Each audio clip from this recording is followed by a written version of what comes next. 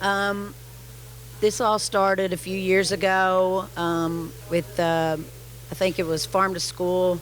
We got a little bit of money, and they got this big idea to do school gardens at every school. And we got two 4x8 raised bed gardens. And so it started out just like that.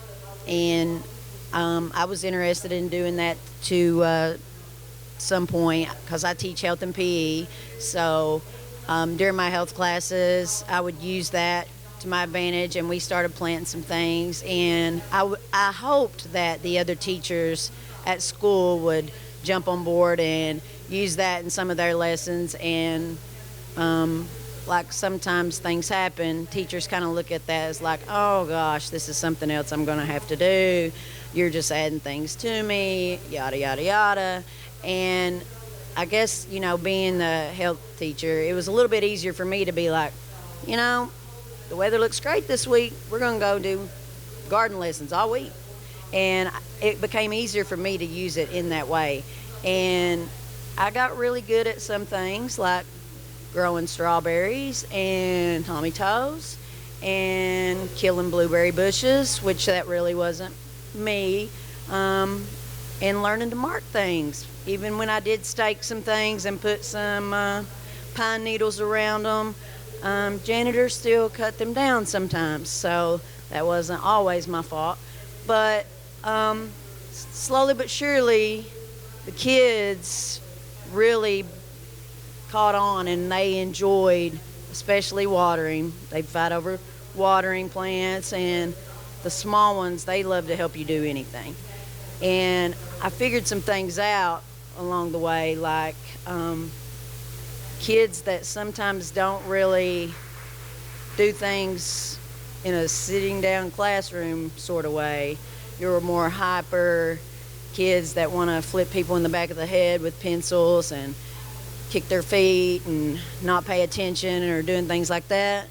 Those seem to be the kids that really excel outside in the dirt and doing physical work and getting down in there with their hands. And so those are my go-to gardeners a lot of times, and they really love helping you in any way.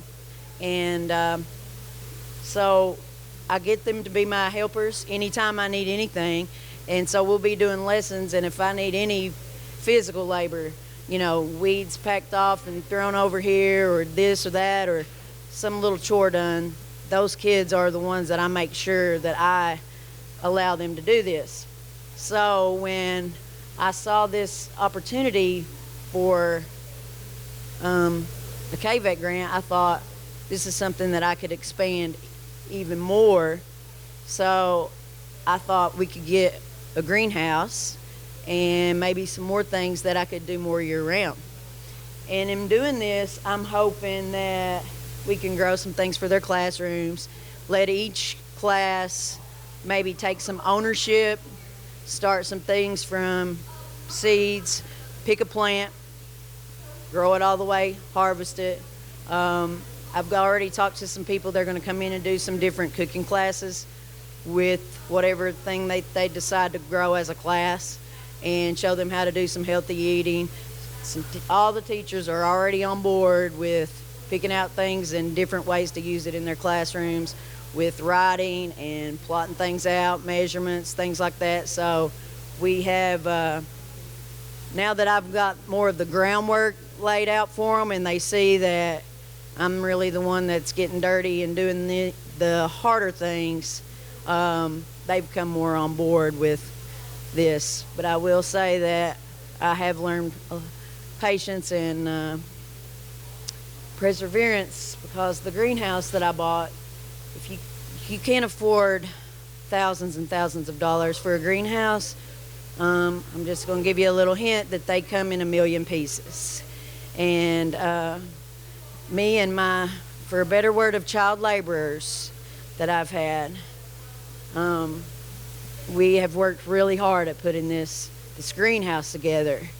And it has been difficult, but we are working on it. And with this garden, I've seen my kids learn responsibility, how to take care of things.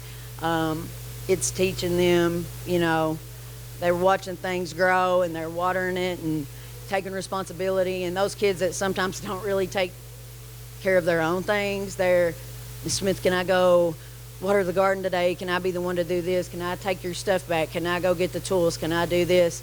And of course, I'm going to let them because they need that in their life.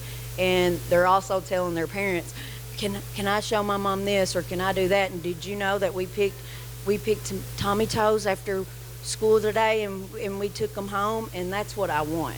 That's what I want more of. I want this to be a community garden.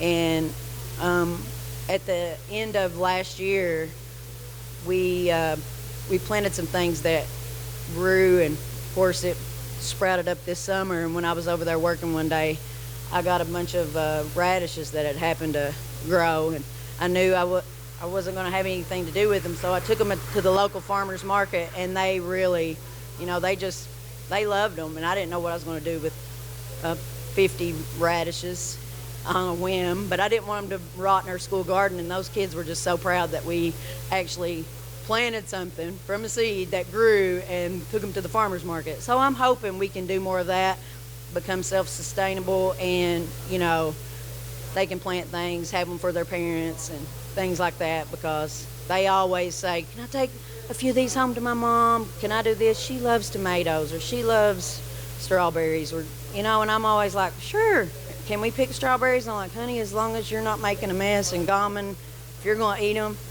pick them, as long as they're ripe. That's my rule.